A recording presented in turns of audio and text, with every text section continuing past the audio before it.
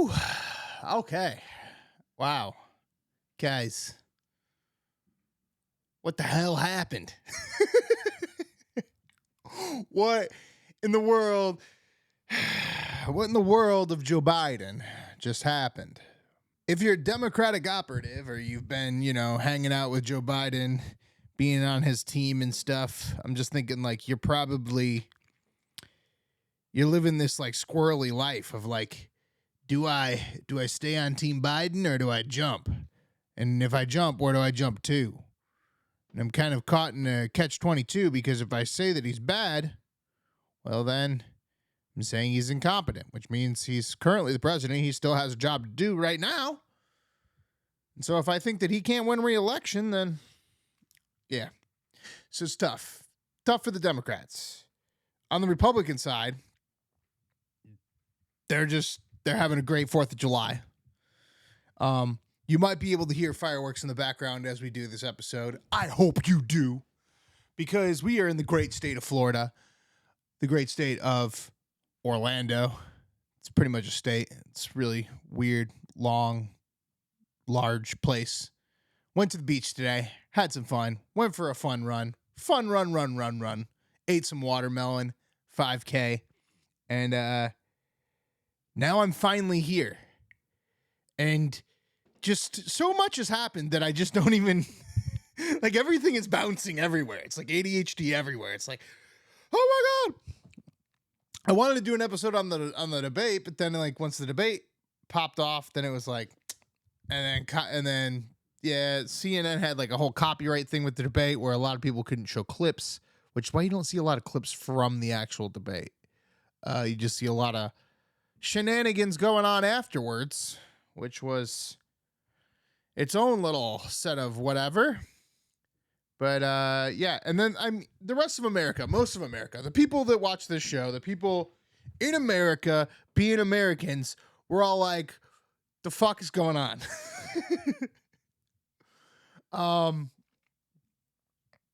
It's strange. I feel liberated. Like, and I wasn't even one of the guys like on AM radio, like Rush Limbaugh and this to death by being like, blah, blah, blah, blah, blah, blah, Joe Biden is asleep at the wheel. Dude, now he's like officially asleep at the wheel. And like the squirrely communist fucks that have been like, I'm Team Biden.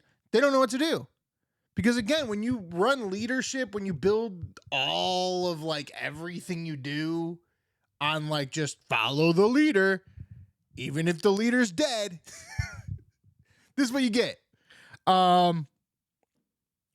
feel like we've been being gaslit for like 3 years, at least 3 years.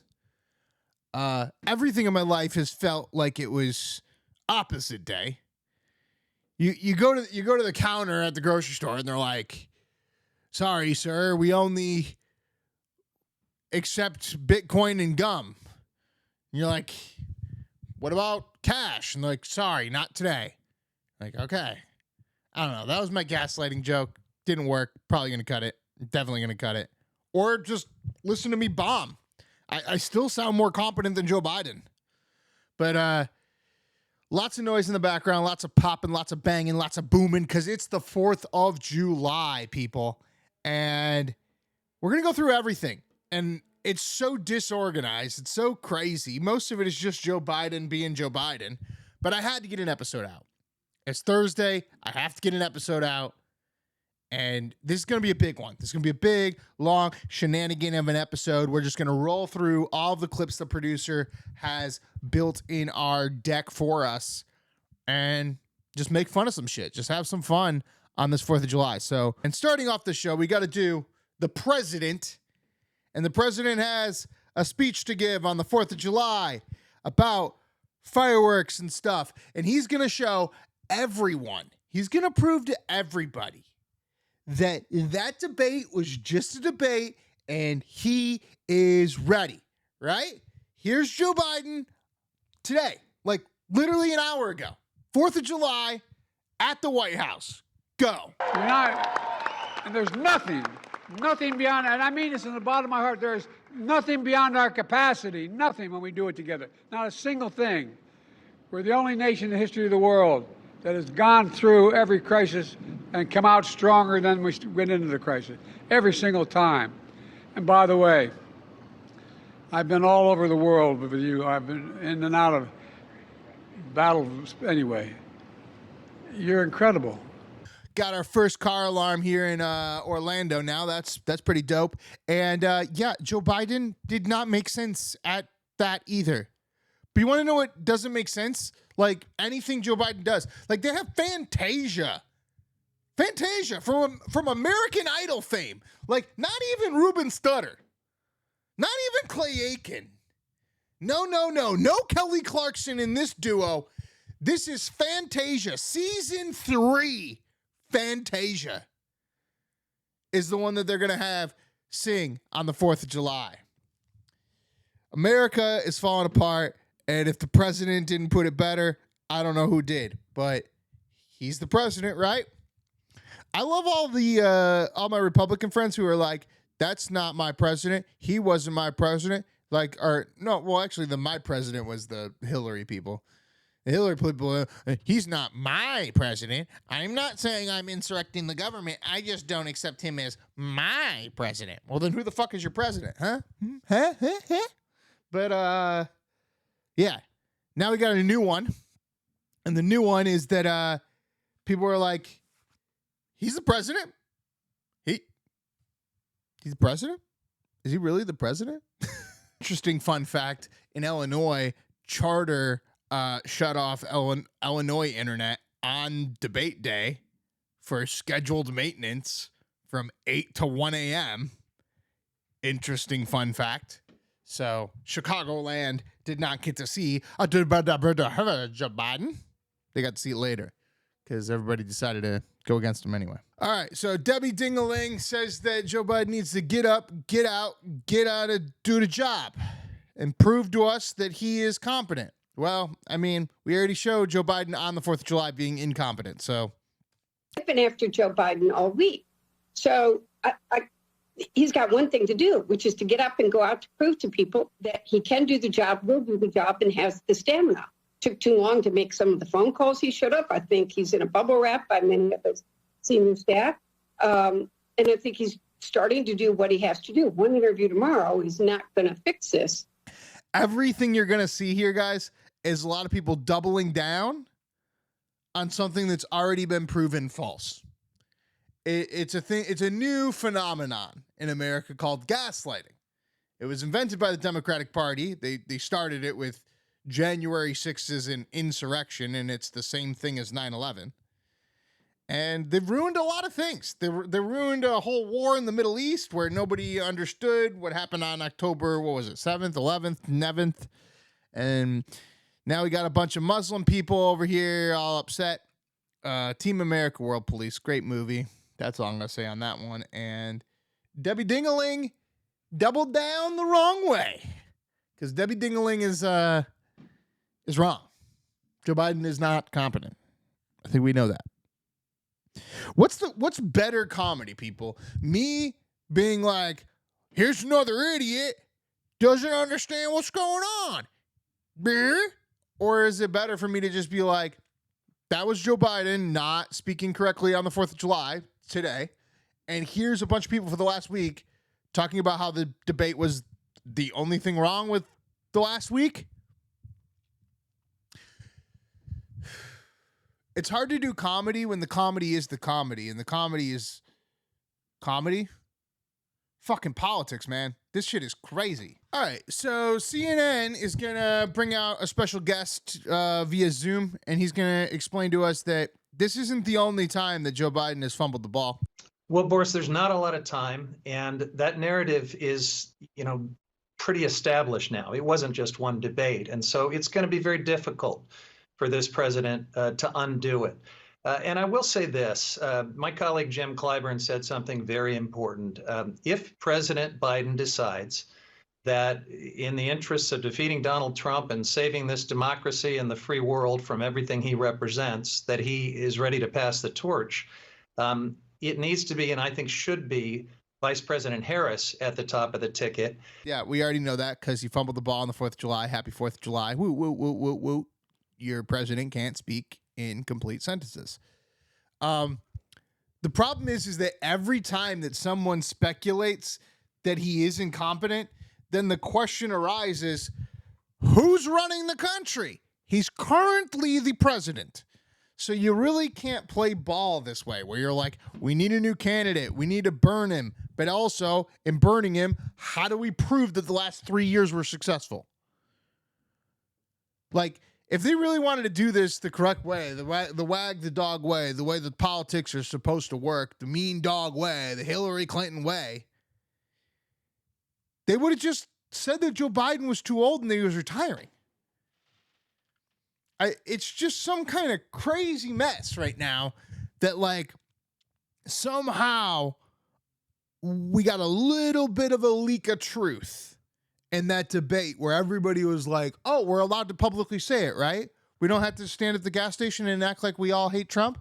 We're allowed to publicly state that the president is completely incompetent, that FJB is like on every other license plate in the entire states of Florida and Texas, that fuck Joe Biden was chanted at every major college football game across the country in the year 2021, that Afghanistan pullout was the worst thing that we've ever seen as like millennials. Yeah, we're allowed to say those things now because he went on live television. But again, the people that are in charge of his party, how do they spin this into a win? They have to stay with him. If I was a Democrat, I'd have to stay with him. Because otherwise, you're essentially saying, we've been lying to you. It's fascinating. It's fascinating to see all of the media wake up, want the story so bad that they're willing to like twist and spin on Joe Biden. But Joe Biden, Democrats, and the Democratic campaign are still trying to spin it back on the media and be like, remember, this is all dangerous. If you say bad things about Joe Biden, then Donald Trump becomes president. And the media is starting to be like, then Donald Trump is president. Okay. The next clip we have here is a man by the name of Scott Jennings on CNN.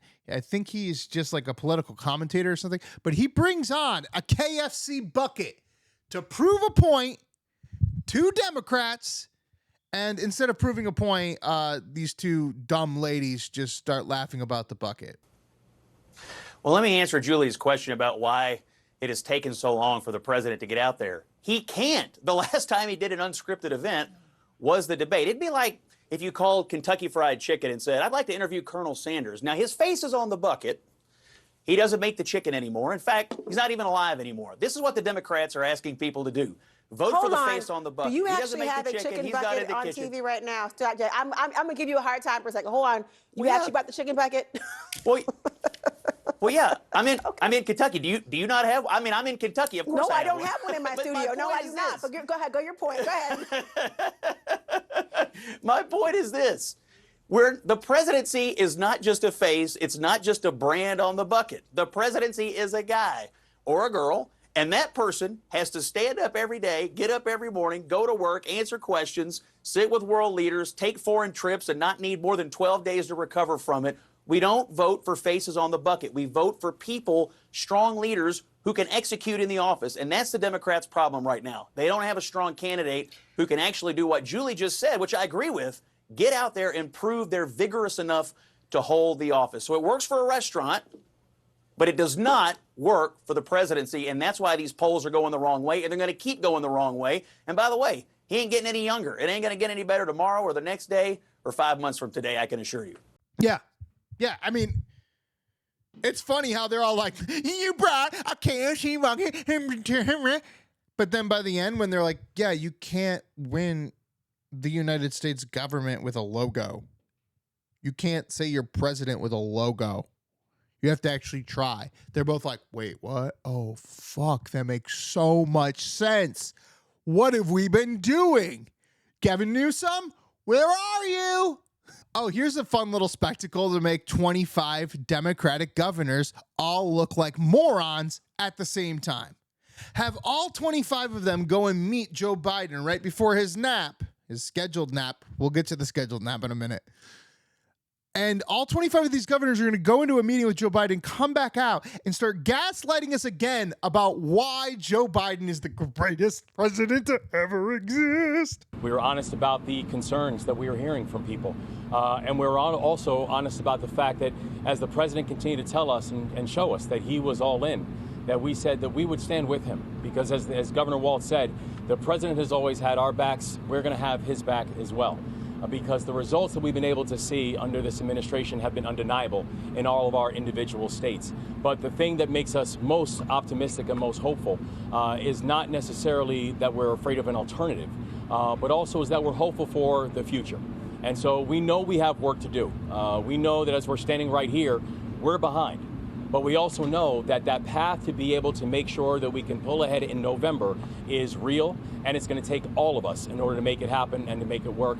And we're grateful to hear the level of excitement and the focus that the president and the vice president have about being victorious in November. And it just shows like these people will do anything. They will kiss anyone's ass. And I'm so ready to be back to America, to the real America, where we can just give the employer the good old F you when they're not doing what they need to do, or vice versa. When the employee is not doing what they need to do, you fire them. As Donald Trump once said, this guy, he doesn't fire anybody. He doesn't fire people. He never fired people. I've never seen him fire anybody. I did fire a lot. I fired Comey because he was no good. I fired a lot of the top people at the FBI, drained the swamp. They were no good. Not easy to fire people. You'd pay a price for it, but they were no good. I inherited these people. I didn't put him there. I didn't put Comey there. He was no good. I fired him. This guy hasn't fired anybody. He never fires. He should have fired every military man that was involved with the Afghanistan horror show, the most embarrassing moment in the history of our country. He didn't fire. Did you fire anybody? Did you fire anybody that's on the border that's allowed us to have the worst border in the history of the world? Did anybody get fired for allowing 18 million people, many from prisons, many from mental institutions? Did you fire anybody that allowed our country to be destroyed? Joe, our country is being destroyed as you and I sit up here and waste a lot of time on this debate. This shouldn't be a debate. He is the worst president. He just said about me because I said it. But look, he's the worst president in the history of our country. I think that was the biggest point proven in the entire debate that everybody keeps glossing over because of that whole golf exchange. But I took 2 cognitive tests. I took physical exams every year. And, we knock on wood wherever we may have wood, that I'm in very good health. I just won 2 club championships, not even senior, 2 regular club championships. To do that, you have to be quite smart, and you have to be able to hit the ball a long way, and I do it. He doesn't do it. He can't hit a ball 50 yards. He challenged me to a golf match. He can't hit a ball 50 yards. I think I'm in very good shape. I feel that I'm as in good a shape as I was 25, 30 years ago. Actually, I'm probably a little bit lighter, but I'm in as good a shape as I was years ago. I feel very good. I feel the same. But I was willing to take a cognitive test, and you know what? If I didn't do well, I aced him. Dr. Ronnie Jackson, who's a great guy when he was White House doctor. And then I took another one, a similar one. And one of them said they've never seen anybody ace him. Thank you. President Biden? You can see he is 6'5" and only 223 pounds, or 235 pounds. You never said it was so close. Well, you said 6'4", 200. I never said Well, anyway, that's what anyway, just take a look at what he says he is and take a look at what he is. Look, I'd be happy to have a driving contest with him. The reason I got my handicap, which when I was vice president, down to a 6. But by the way, I told you before, I'm happy to play golf if you carry your own bag. Think you can do it? That's the biggest lie that he's a 6 handicap of all. I was an 8 handicap. Yeah. 8. Never. But I have, how many? I've seen you swing. I know you swing. Okay, Let's let's not act like children. President Trump, we're going to turn. Let's not act like children. But the number one thing to take away from that debate was not Joe Biden's decline, was not whether they're going to play golf or not. It was literally, Joe Biden, you haven't fired anybody in 3 years. And yes, for America, for the economy, for culture in general, that's bad. The fact that everywhere you go, every interaction you have, every communication you have in America right now is just like, well, we're shit out of luck and there's no solution. There's no firing. There's no responsibility. There's no anything. And so hopefully we get a little bit of that back now. Like, you know, if you fucking murder a few people on your way to your fucking Lyft ride, maybe you don't work for Lyft anymore. I don't fucking know. But like, could we have a little bit of consequences in society, people? And I think that Joe Biden is starting to face the consequences. Or not face the consequences. These 25 governors are morons. This next clip is of Donald Trump playing golf with Barron Trump. And Donald Trump informs, I think, the caddy or some golf guys after giving them cash. He gives them cash on camera. And then he says that Joe Biden has said that he's going to drop out. Kamala Harris is going to be the new one. It's really interesting. Two different things. A few things for this clip. This clip is fascinating. One, it's becoming super viral and going everywhere, all over TikTok. Two, when you look at the high-res version of this video, the number one thing that people are talking about is Barron Trump. And my comment on the Barron Trump is, if you watch this part, like where it's like literally like, he's like, yeah, he said they're dropping him out. You can see Barron's face just shift. And that shift I've seen 1,000 times. That shift is the bullshit shift. Where you're like, oh, you're bullshitting now. Got it. You're going to bullshit now. The other thing with this clip, though, the other thing that I have a problem with here is that this clip is going viral and everyone's acting like, oh, it's all cool, whatever. Gave me so much. How did I do with the debate the other night? Oh, fantastic. He kicked that old broken down pile of crap. Yeah. It's a bad guy. He just quit, you know. He's quitting the race. Is that right? Yep, I got him out of the race. And that means we have Kamala. I think she's going to be better. She's so bad. She's so pathetic. It's so amazing. It's just so fucking bad. So I just can't imagine. But can you imagine that guy dealing with Putin and the president of China, who's a fierce person? He's a fierce man, a very tough guy. And they see him, they probably he can't. But they just announced he's probably quitting. Good.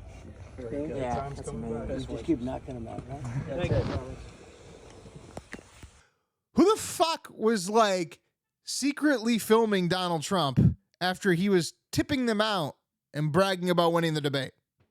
What kind of douche couldn't stick that phone out in public and had to hide it and film him secretly? Whoever that was at that club, get rid of that guy. But at the same time, maybe this is a setup. Kind of looks like a setup clip of Donald Trump saying inaccurate things on purpose with his son playing golf and tipping out some caddies. But, you know, that is what it is. Who knows? Who knows? I don't know. But Donald Trump thinks that Kamala Harris is going to be the new, well, they're not going to make her president, right? They're just going to have her be the candidate. How does that work? They're all talking about like, oh, let's get Joe Biden out of here. It's like, he's literally running the country. My favorite part, like my favorite comment from the whole debate was Andrew Schultz, who literally murdered with like less than 60 seconds of just killing it on the media. America. Last week, we witnessed a one-of-a-kind event. A felon destroyed a government official. No, not that one. I'm talking about the debate. Trump did something we've never seen before. He took down a vegetable, and Sleepy Joe proved he's the modern-day JFK because his fucking brain was all over the place. Listen, Kamala may be the Jamaican one, but Biden looked like he had a blood clot, if you ask me. He got more drool on that podium than the Haktua girl with a sinus infection. The question everyone's asking is who won the debate, and it depends. Depends. You know, the adult diapers that allowed these two Metamucil monkeys to talk for 90 minutes without a piss break. I mean, Trump's bladder must have looked like Lizzo's yoga ball. And let's be honest, Biden didn't make it all the way through. His underwear were more soaked than a Dubai strip mall. Biden took pauses so pregnant, Alabama declared them human life. It was so concerning, even CNN said he should no longer be running for president. Hey, CNN, he's already the fucking president. Why are we all okay with this? Oh, New York Times? You want to fucking report that Joe Biden is incompetent? He's currently the president. He's currently the president. It's catch-22 they really can't get out of. But Donald Trump does think that Kamala Harris is going to be the next candidate. And he sat down with Tucker Carlson on a podcast. It's no longer a podcast. It's like a TV station on YouTube or a website or something. And he talked to Tucker Carlson, and he explained to Tucker Carlson a few things about Kamala Harris. So back to Biden, I'm interested. So you think he's failing? He obviously is failing. I think it's clear to everybody. But that would make Kamala Harris the candidate? Well, not really. I mean, I guess they'd have maybe a free-for-all. A lot of people say she has to remain for certain reasons the candidate. She has to. I don't think that's true, actually. I don't think that other people would stand for it. She has some bad moments. Her moments are almost as bad as his. I think his are worse, actually. Yeah. But she seems pretty senile, too. She speaks in rhyme. It's weird. It's weird. But she has bad moments. And in rhyme? What do you... Well, the way she talks, the bus will go here and then the bus will go there because that's what buses do. And it's weird. The whole thing is weird. This is not a president of the United States future. He's right, though. She does rhyme in everything she says. I love how the bus is there, the bus is here, the bus is everywhere. Kamala Harris, you did not fall from a coconut tree. Oh. She is pretty strange. How would that work? You know what's fascinating is when you look at Joe Biden and Kamala Harris outside of candidates for president and you look at them as the people actually running the country, you're like, no, they're not really doing it though, right? All right, so here we go. Jean-Pierre getting roasted. Man, she is ready to quit this job, but she's not going to quit this job. You want to know why? Because she runs all of the TikTok and Twitter accounts for the entire Biden-Harris campaign. They couldn't do anything without her. So she's here to explain that a cold wasn't a cold, but it was a cold, but it was a cold. I did want to follow up on what Sungman brought up, I think others as well. You did get numerous questions yesterday about the president's debate performance. You didn't mention travel, the jet lag, the foreign trip. So I think you can understand why it was a little bit puzzling to hear the president mentioning that as his explanation for the first time last night. I'm just, can you clarify whether when you took the podium yesterday, did you not know that that was a major And I want to say factor? that is my bad. That is part of definitely part of the explanation of what had occurred. I did know that. I did know that. I did know that. But we were so focused. I was so focused on the cold, and that's what I kind of leaned into and talked about. But yes, his schedule did have something to do with it. It was the schedule and the cold, and I was aware of that yesterday. Oh, yeah. You guys were talking about the cold, so then I forgot to talk about the jet lag. But the jet lag was also part of the reason that Joe Biden was really bad. So, jet lag and the cold, that makes sense, right? Well, what's next for Jean-Pierre? What does she have that she needs to answer next? How is it that the president was still tired 12 days after returning from Europe, had a cold, but then went to the Waffle House, and then the following day staged such a huge comeback that he gave those North Carolina remarks? Like, help us understand. Have you had a cold before? Of course I've had a cold Okay, before. so you probably, well, come on, Jackie. Let's be very, let's be. 12 days after he returned, though, but and you he blamed also jet lag yesterday. Hold on a second. There's a cold, there's a jet lag. You combine that. He continues to work for the American people, day in and day out, around the clock. Things happen. And the cold thing is something that you all pointed out during his debate. We didn't even point that out. You all pointed out when you heard his voice being hoarse, because he knew he had to push through. He knew he has to power through. That's what presidents do. Wow. Have you had a cold before? Have you had a cold before? Check out this version. Like, did you see that? You see that little look to the media that she gave there? What she really did there? Like, come on. You've had a cold. We've all had a cold. It lasts 12 days. It goes for infinity. It's cold. Leave it alone. Also, when we brought up cold, you guys are the ones that started talking about it. We didn't make you talk about it, but now you're talking about the cold. So, like, just stop talking about the cold, and we'll move on from the cold. He had a cold, and the end. Like, this is still about democracy. Okay. Next up, hey, does Joe Biden take a nap every day? Have an afternoon nap every day. Let me be very clear about this. This is a president that wakes up every morning and puts the American people first. That's what he does. He does that every single day. That is his focus. I am not going to speak to sources out there, unnamed sources out there. That's not what I'm going to speak to. I'm going to speak to what I know, what this president does, and how he is committed to the work of the president, of the commander-in-chief. And his record clearly lays that out and speaks to it. And that's what he's going to continue to do. The American people first, and delivering for them. She did not answer that question.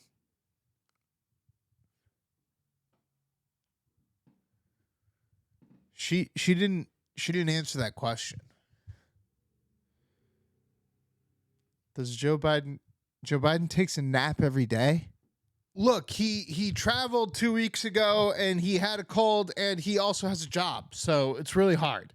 It's really hard to hold down a job and be sick, but he's doing the best he can do. The president blamed jet lag for his debate performance, but he was back stateside for well over a week. So does he really need more than a week and a half to recover from traveling in Europe? And is that really what he thinks caused his poor debate performance? So, yeah, just a couple of things, and I do appreciate the question because the president has certainly spoken to this many times about the debate, and so he had an opportunity to do that in front of supporters, and as you just stated, he did that. He owned that the debate was not his best night, and he said himself, it's not an excuse, but it's an explanation. I was standing here yesterday, and many people were asking why and what's the explanation, and that's what you heard from him.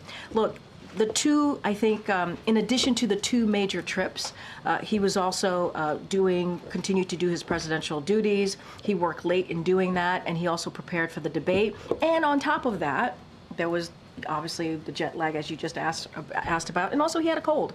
And you all heard directly, you heard from him during the debate. He had a hoarse voice.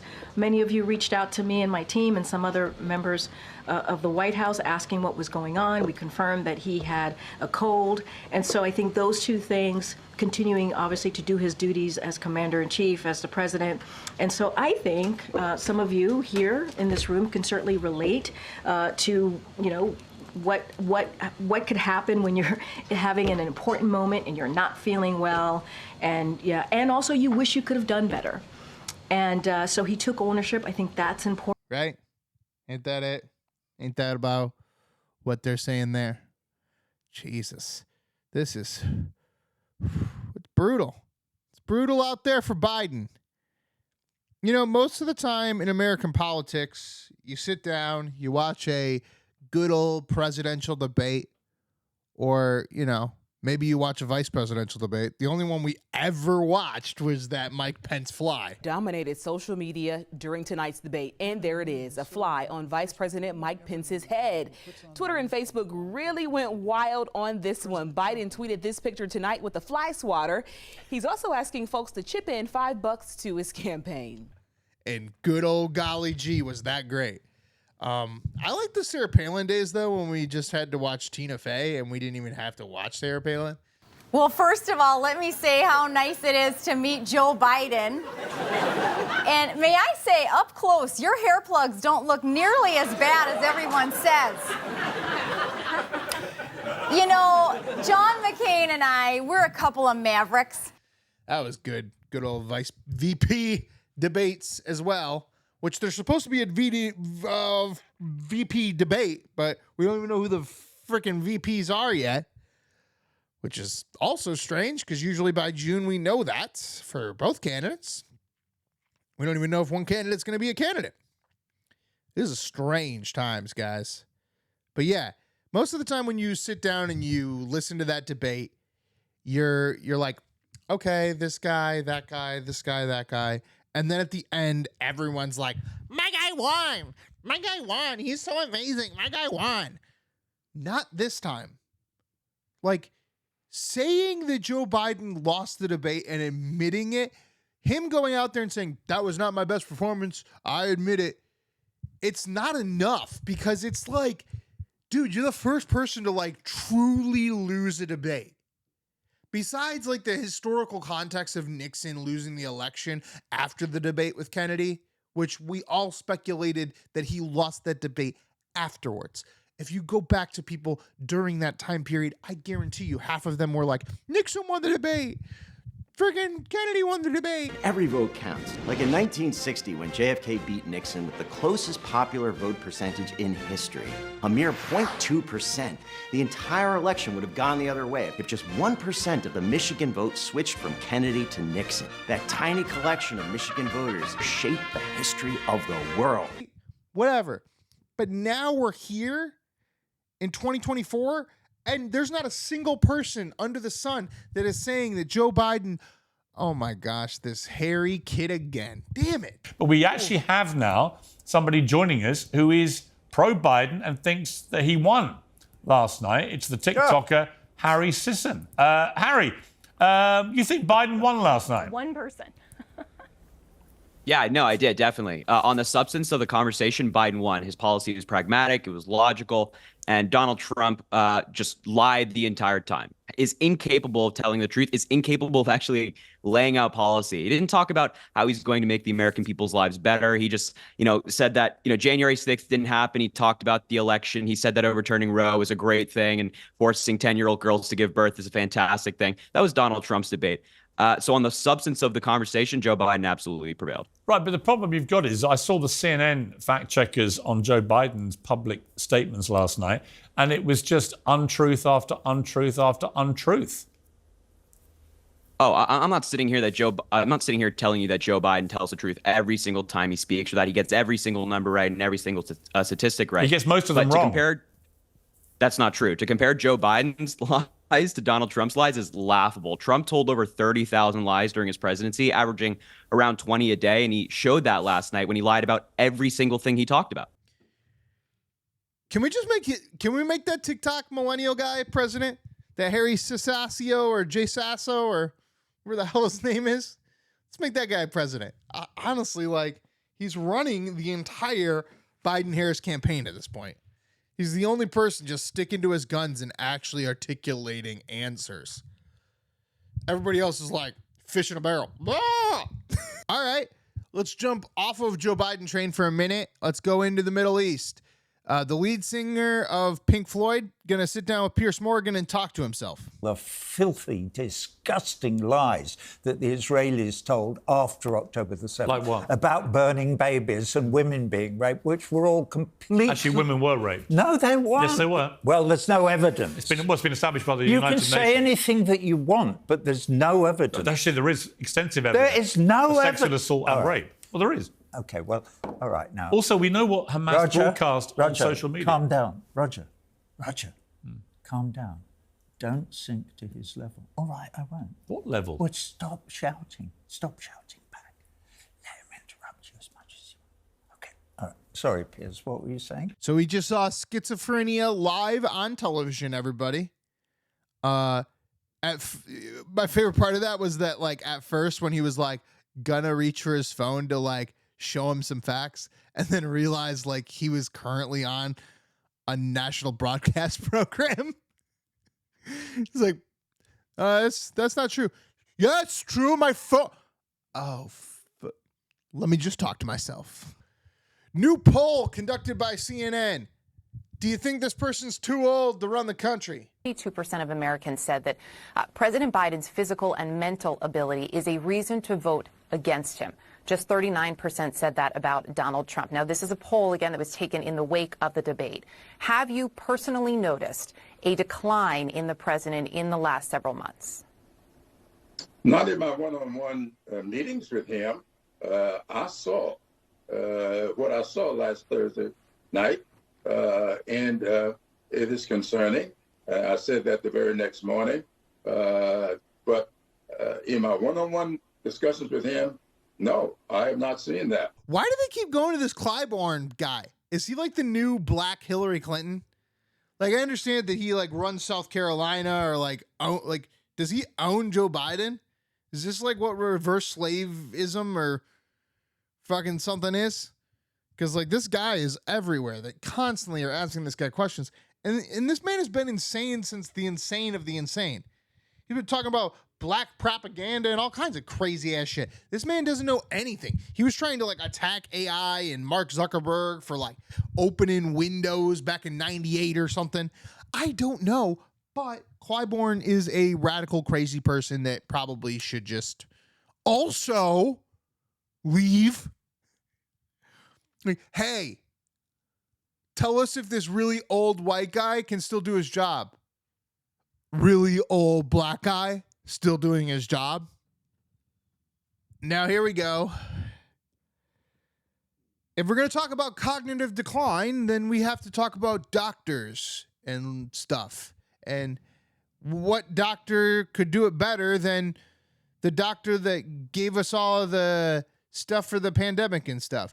Dr. Fauci, is Joe Biden competent? Just looked like a bad night because my interaction with him was what I describe in the book and what happened even subsequent to what I described in the book after I got out. He's very probing in his questions, very analytical, very calm about things. When you go in to brief him, Major, you better really know your topic because he's going to ask you very relevant questions. And he's very reflective on things and just doesn't jump out with conclusions or anything, but is very analytic. So my interactions with him, I have to say, have been very, very positive. Did you see the debate? I did. Did anything about that, what you saw, medically alarm you? I can't say. I think it would be inappropriate to say that, Major, because when you're just looking at someone on a one-shot basis, you just don't know what could happen. Did he have a bad cold? Did he take an antihistamine to make him, groggy or what have you? We don't know what went on. And I think it would be unfair and inappropriate to try and diagnose something from just a 90-minute clip. That did not sound like an answer or a very good one.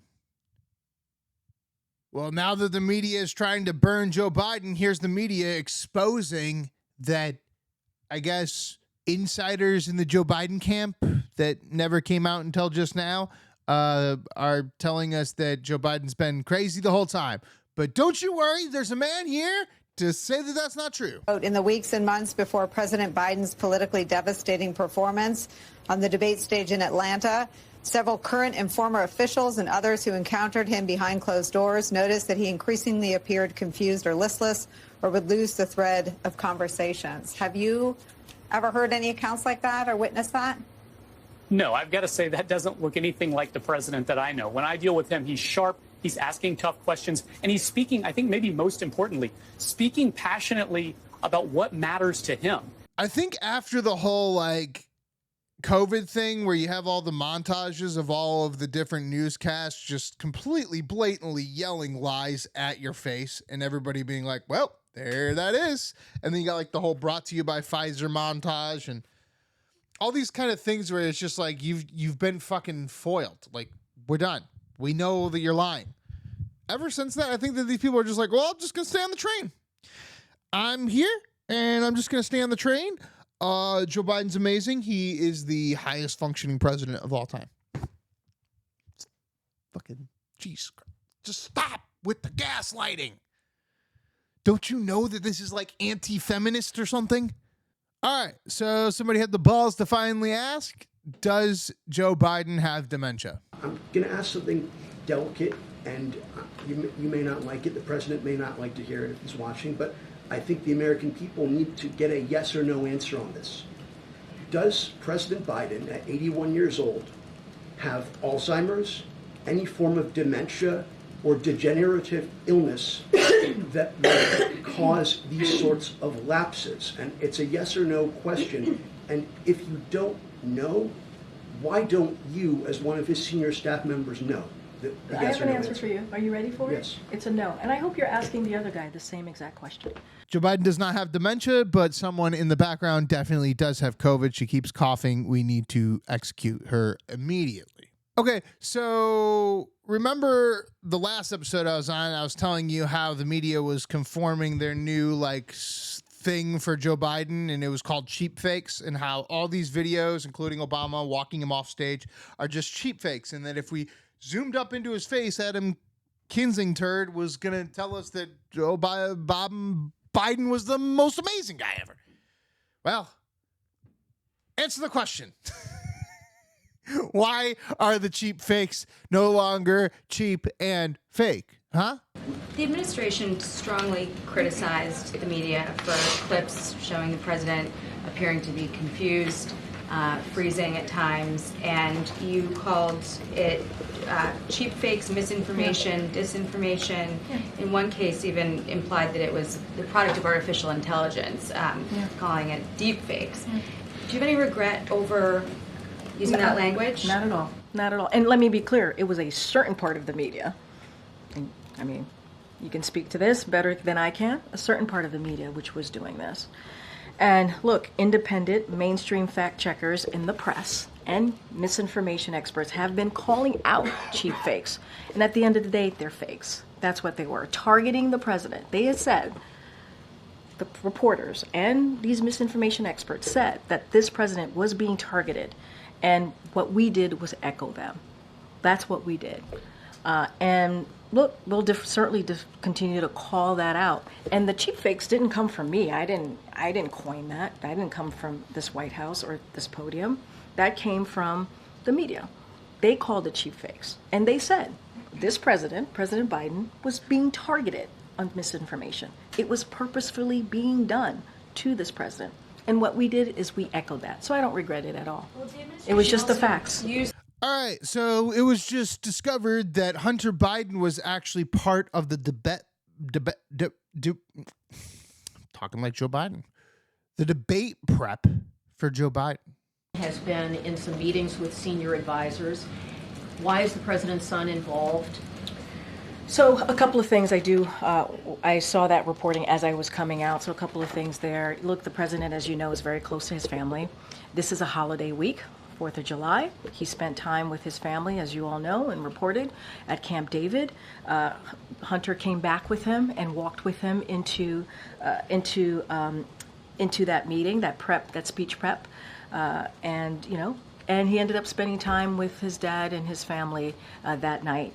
That is basically what happened. It is a week where there's going to be more family members who are going to come to the White House. I'm sure you'll see some of them on 4th of July.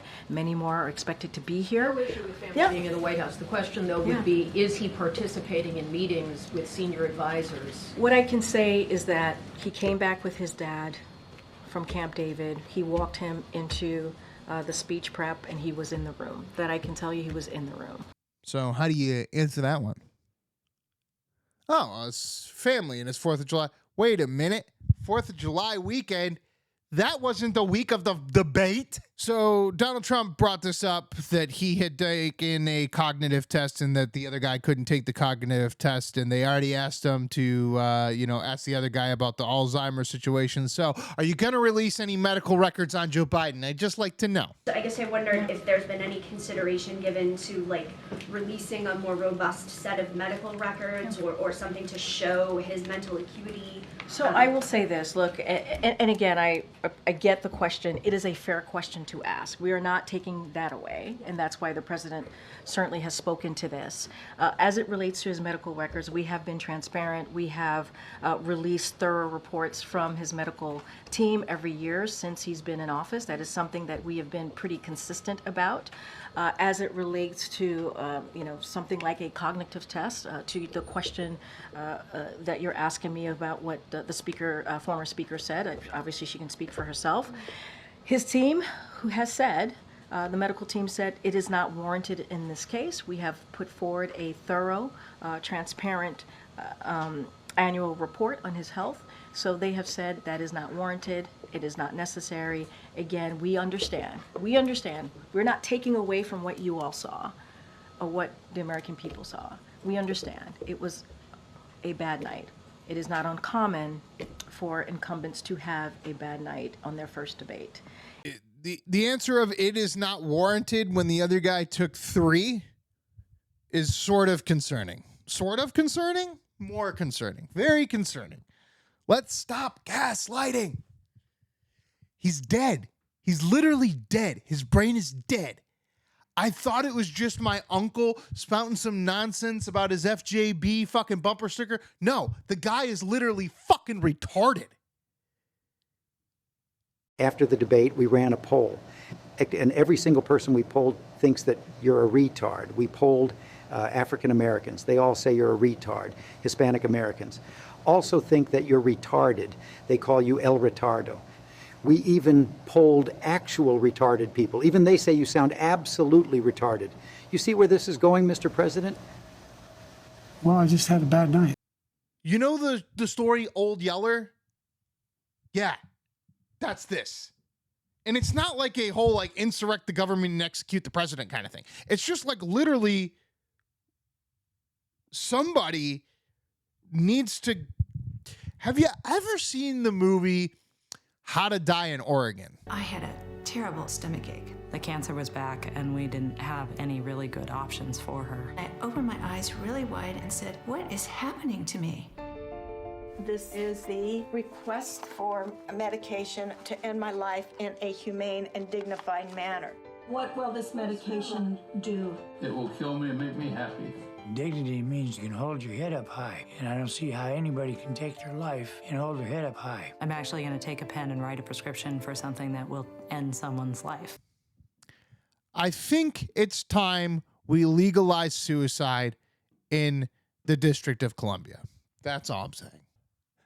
All right, Joe Biden back on the campaign trail to talk about Gen Z's number one most favorite issue, climate change. I quite frankly think it's not only outrageous, it's really stupid. Everyone who willfully denies the impacts of climate change is condemning the American people to a dangerous future, and either is really, really dumb or has some other motive than that. How can you deny there's climate change, for God's sake? How can you believe that climate change doesn't exist? Well, because we used to not call it climate change. We used to call it, what did we used to call it? Climate crisis? It wasn't climate something. It was something else. It's like go green. I can't even remember anymore. But also there's been a lot of conversation about what you can and can't do and the productivity of all of it. And we have a lot of electric vehicles on the road that are going to run out of batteries in 5 years when the charging stations fall apart because there's no money in any of this. Even though you're giving all these tax breaks, the only bill you passed in 4 years, a giant tax break for one thing and one thing only, and we all said no. Do you not get it yet? Climate change might be real, but if climate change is real, then let's really do something about it. Let's, invest billions and billions of dollars in these fucking vacuums to vacuum up the fucking toxic bullshit plastics that we dump into the fucking ocean every month. Make the oil companies responsible for the oil they drill offshore.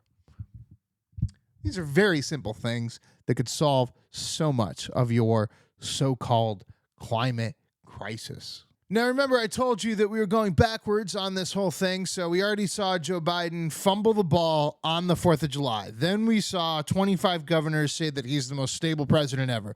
Then we saw people say that he only made a mistake at the debate.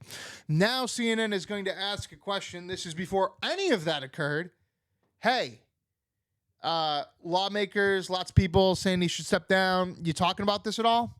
Are there actual discussions that are happening with the people who are raising the concerns? Because it is the voters raising concerns, but it's also more and more we're seeing lawmakers. No, there are not discussions. President Biden is staying in this race. This is He's not running. being addressed He's the at all. Democratic nominee, and he will continue to be. But what I will tell you is he's been on the phone. He, of course, wants to make sure that lawmakers are reassured, that governors and mayors are reassured across the country. So he's been on the phone having these conversations, and we on the campaign are moving full speed ahead. No, they're not talking about it at all. Yet somehow they ended up with 25 governors in their office in a private meeting to discuss the thing that they weren't going to talk about at all. Is there anything that they don't lie about anymore? Like, it's fucking insane. Like, it's literally insane. Republicans look like saints compared to this crazy devil worshiping insanity that is going on over here. So you know how last time we did an episode, there wasn't one single person that would ever say on the Democratic side that Joe Biden was an incompetent president? Well, apparently there's been 15 to 20 examples, and they've been watching this the entire time now. So, Carl, according to the people you've been talking to, what are you hearing? Well, these are people, several of them, who are very close to President Biden, who love him, have supported him, and been among them are some people who have raised a lot of money for him. And they are adamant that what we saw the other night, the Joe Biden we saw, is not a one-off, that there have been 15, 20 occasions in the last year and a half when the president has appeared somewhat as he did in that horror show that we witnessed. And what's so significant is the people that this is coming from, and also how many people around the president are aware of such incidents, including some reporters, incidentally, who have witnessed some of them. Anderson Cooper's still on CNN? Anderson Cooper, you need to get yourself a podcast, man. He's definitely an op, right? Him and Maddow gotta be ops. Remember when Maddow retired and then she came back like a day later? Because she just like could not do this. And then they had Alex Wagner, that awful, horrible Alex Wagner, the worst Alex Wagner to ever Alex Wagner, the Alex Wagner. She stole my name. They put her on Maddow's place, and then she fell apart. She fell apart so badly that they had to bring back Rachel Maddow. Yeah, so never trust a Wagner. Alex Wagner is the worst. She's worst. But I'm the best. Alex R. Wagner is the best. I like to think that like some people, like if I do a lot of politics stuff, that like a lot of people are thinking that I'm like Alex R. Wagner. It's Alex Wagner, but with an R in the middle. I mean, if she would have like became actually successful, I could have like done a lot of spin on my name with that. But instead she just flopped, and now I'm more popular than she is, and it's all dumb. So ever since the debate ended, CNN has been having Republican commentator after Republican commentator come on their programs, and usually they interrupt them and act like they're like insurrecting the government and lying all the time. Joe Biden, after cannonballing into an empty swimming pool on Thursday night, came out tonight and spoke for 4 minutes off of a teleprompter. He's good for 4 minutes today, as long as somebody else wrote it. After having this completely tone-deaf sort of announcement coming out of this meeting that you wrote about with his family this weekend, where his son, the notorious influence peddler and crack addict, Hunter Biden, says, you got to keep going. Also, they were hanging out with Annie Leibovich, the photographer, which I wasn't even aware she was taking mugshots now. This entire thing since Thursday has been one tone-deaf political disaster after another. But instead, they've just been like sitting there listening to these people roast the hell out of Joe Biden. Which leads me to believe they're getting rid of Joe Biden. Here's a Democrat from Illinois explaining that Joe Biden may have to drop out. But I think he has to be honest with himself. This is a decision he's going to have to make. He clearly has to understand, I think what you're getting to here is that his decision not only impacts who's going to serve in the White House the next 4 years, but who's going to serve in the Senate, who's going to serve in the House, and it will have implications for decades to come. It sounds like you're actually open to the idea that it might be the right decision for him to step aside.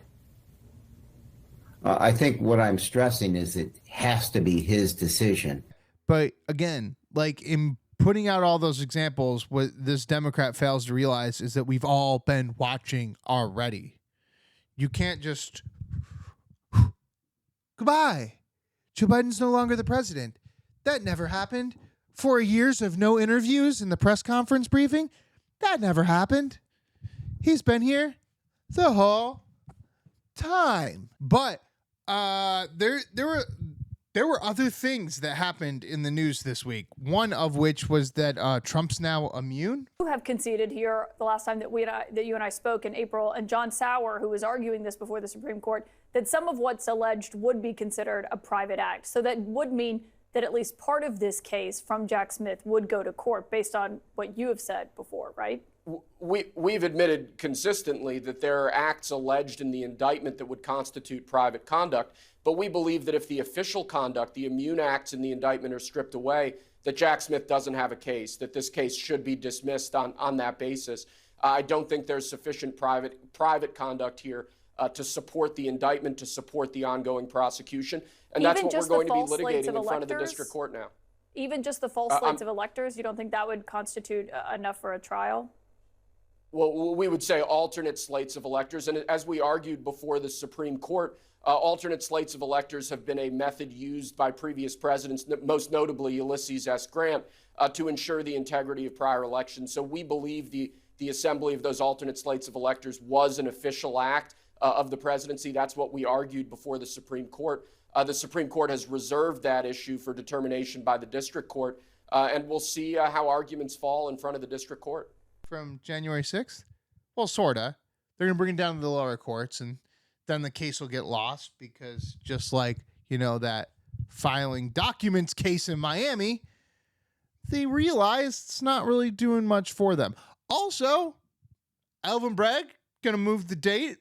Now no longer July 11th, 3 days before the Republican convention. Instead, they're going to convict Trump and sentence him in September sometime. Yeah, just changing the schedule for all of the propaganda and shit. But they're probably going to push it off again because I think that they're realizing that acting like Trump is a criminal is not working out for them the way that they thought it would. And here now is Joe Biden standing in a hallway somewhere giving a 4-minute teleprompted speech about why, I can't believe I'm saying this, why Donald Trump is not fit for office. American people must decide whether Donald Trump's assault on our democracy on January 6th makes him unfit for public office in the highest office in the land. The American people must decide if Trump's embrace of violence to preserve his power is acceptable. Perhaps most importantly, the American people must decide if they want to entrust the president once again, the presidency, to Donald Trump, now knowing he'll be even more emboldened to do whatever he pleases whenever he wants to do it. At the outset of our nation, it was the character of George Washington, our first president, to define the presidency. He believed power was limited, not absolute. And that power always resides with the people, always. Now, over 200 years later, with today's Supreme Court decision, once again, it will depend on the character of the men and women who hold that presidency that are going to define the limits of the power of the presidency. And again, he does not look like a very healthy human being while doing this.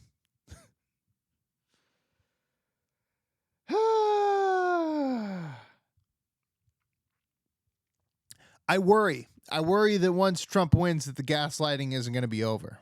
But I am glad that we are finally waking up and realizing that Joe Biden's been asleep at the wheel for 4 years. Just be nice if somebody started steering us in the right direction. So basically, because the court system sucks and it's going to take forever and blah, blah, blah, blah, blah, they might not be able to do this court case in time. Joe Biden is going to then, I guess, gaslight the Supreme Court by acting like they're not going fast enough. This nation was founded on the principle that there are no kings in America. Each of us is equal before the law. No one is above the law, not even the President of the United States. With today's Supreme Court decision on presidential immunity, that fundamentally changed. For all practical purposes, today's decision almost certainly means that there are virtually no limits on what a president can do. This is a fundamentally new principle, and it's a dangerous precedent, because the power of the office will no longer be constrained by the law, even including the Supreme Court of the United States.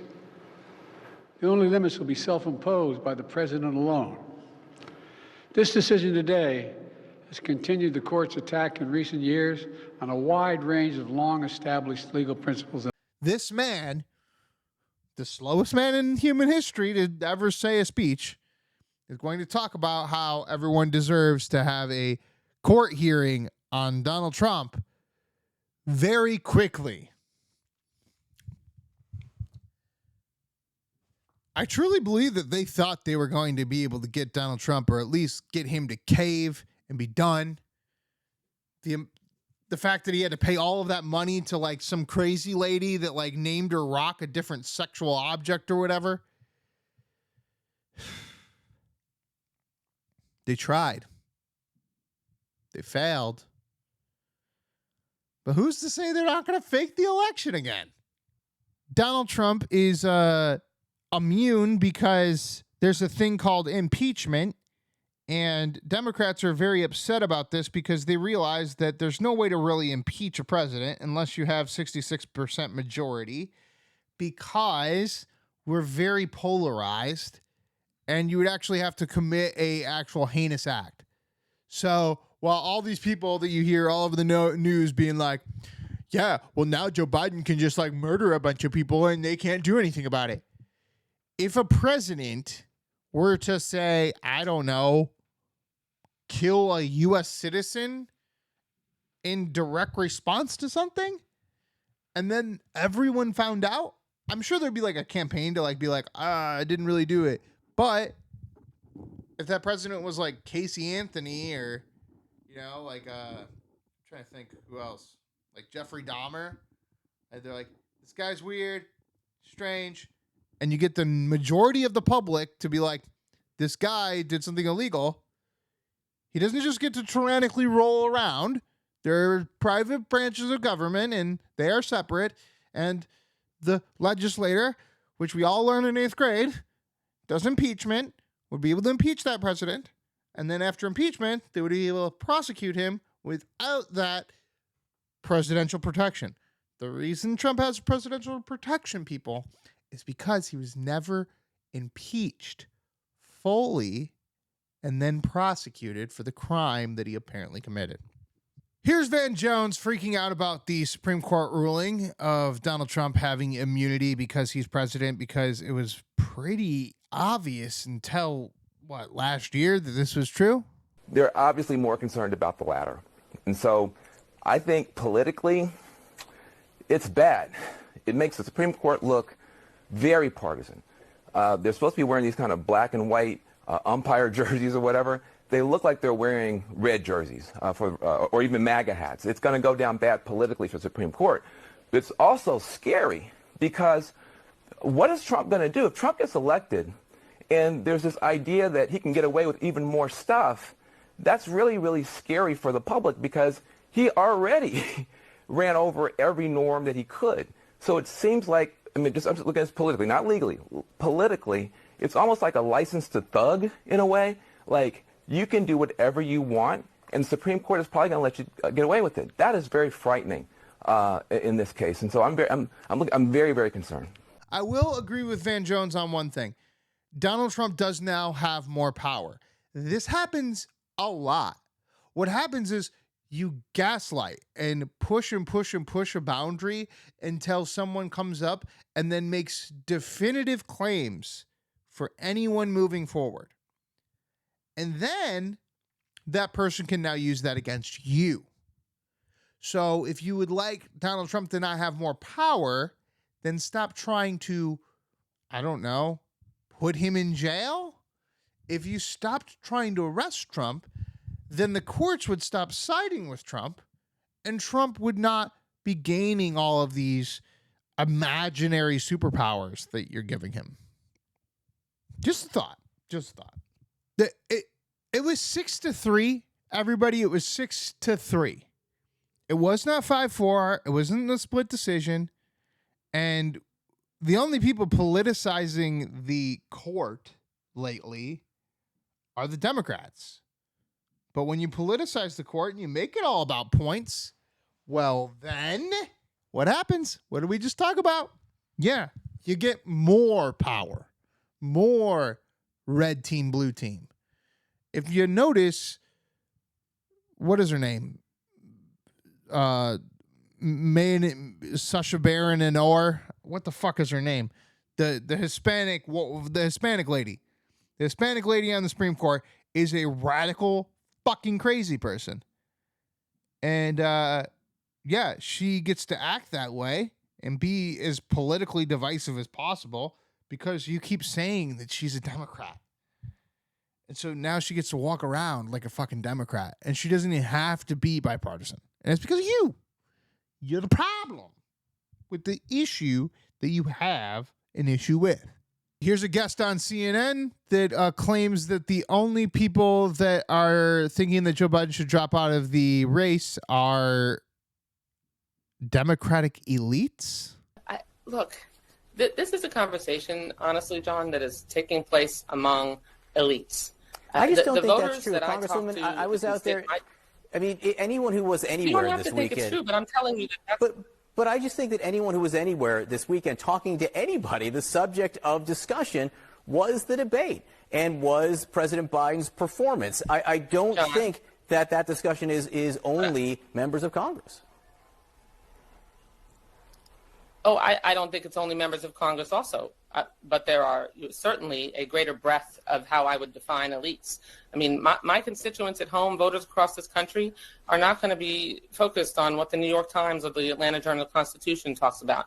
They're not focused on what the political elites are hand-wringing about. They're focused on making sure that we can have a president like Joe Biden who continues to fight to bring inflation down. Wow, a reporter on CNN pushing back. Oh, no.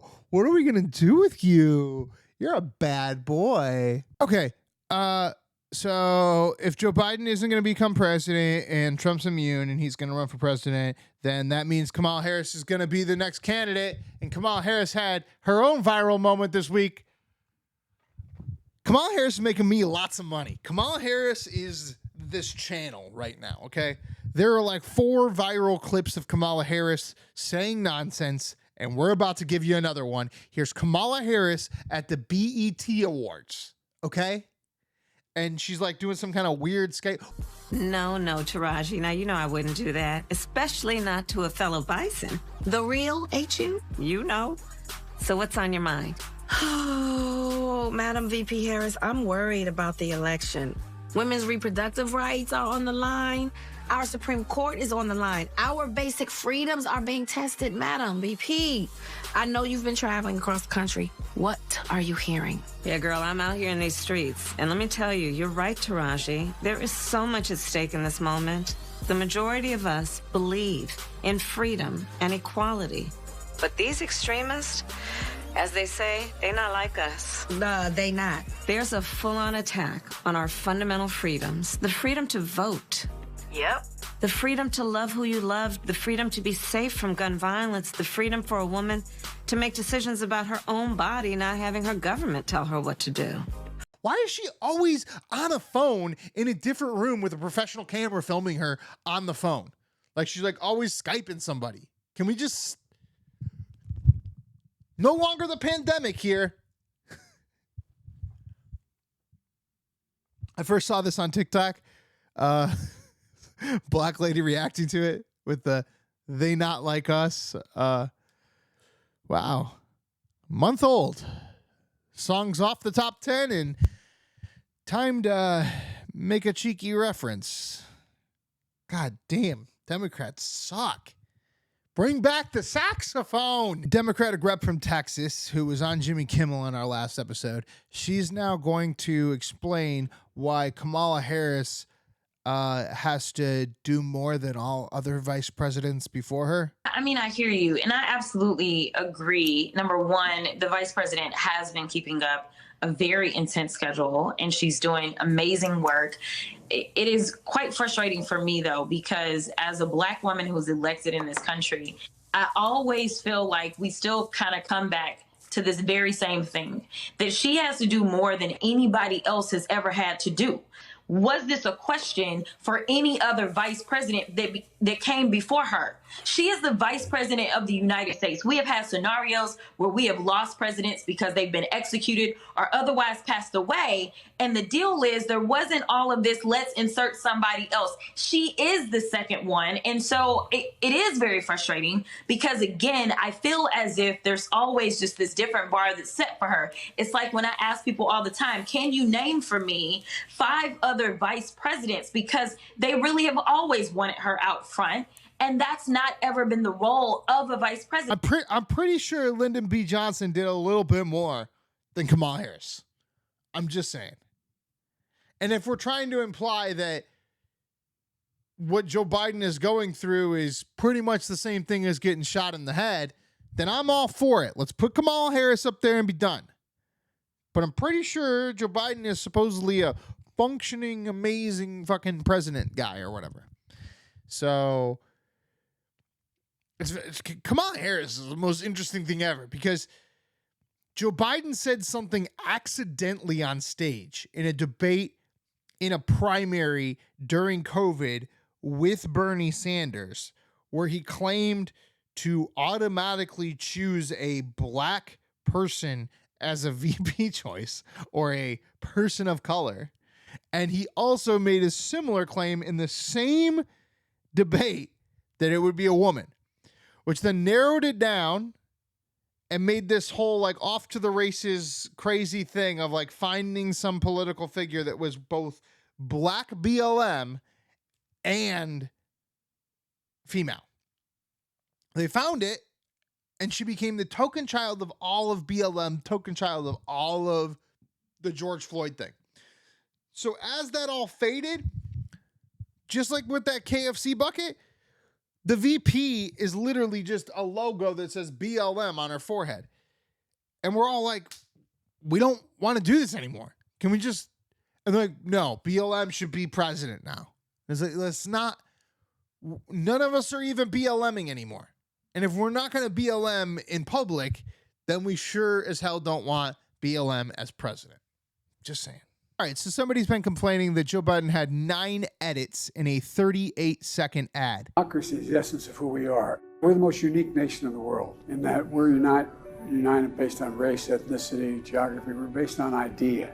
We hold these truths to be self-evident, that all women and men are created equal. It's in our Declaration of Independence and our Constitution. They're the 2 things that are the guardrails to make sure democracy is able to be sustained. It's all about being able to show up and vote, be able to have an opportunity to get a fair deal, get an even chance. It all rests upon our Constitution, and democracy is the vehicle and the method that holds that together. These are the things, usually it's like Uncle Joe. It's your crazy uncle that's like, look, they're editing the craziness out of him, and he is like clearly... He sounds insane even with the edits. And also, bad social media guy. Guys, I guess just don't fly the fucking sky, you know?